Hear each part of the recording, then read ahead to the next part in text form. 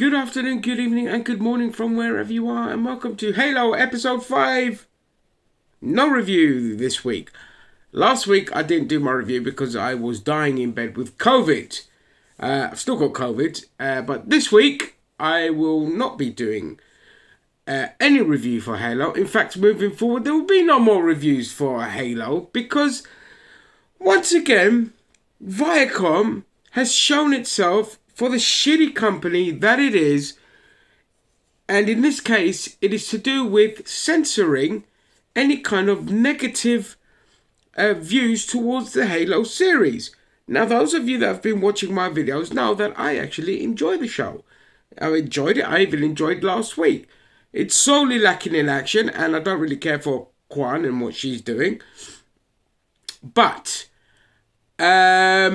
other channels, in particular Angry Joe, did a review, and 5 times his videos got struck down. There's somebody with a personal vendetta against him from CBS that is striking down his video simply because it has negative reviews. They did it with previous episodes as well.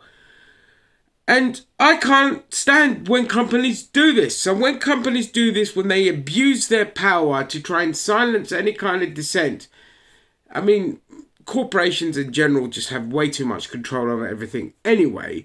And in this case, we can see they're just literally silencing a negative review of a show. Now, Viacom does have a history of doing this. They have been doing this since YouTube's creation in 2008. Holy crap, that's 14 years ago.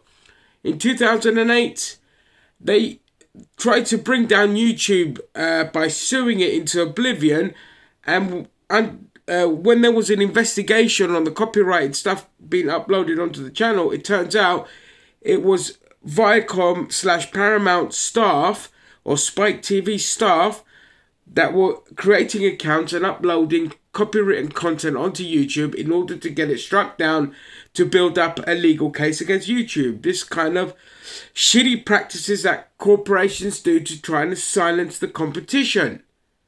And here we are. They're trying to silence any kind of negative reviews of Halo because they have a streaming platform that they're trying to push. And this is supposed to be one of its flagship shows on that streaming platform. And now you've lost somebody who was watching that show. So I won't be watching it anymore. And I encourage people to now boycott Halo on principle.